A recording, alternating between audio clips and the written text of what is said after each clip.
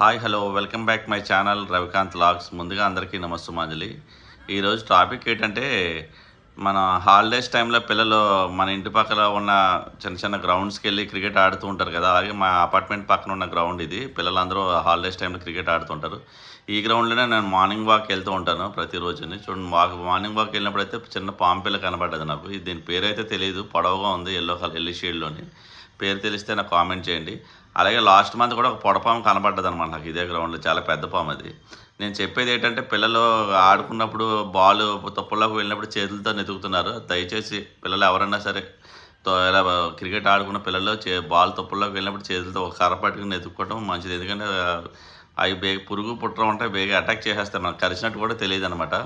అలాగే మీలాగా మీ ఇంట్లో కూడా ఇలాంటి చిన్న చిన్న గ్రౌండ్స్కి వెళ్ళి ఆడే పిల్లలు ఉంటే వాళ్ళకైతే ఈ వీడియో చూపించండి.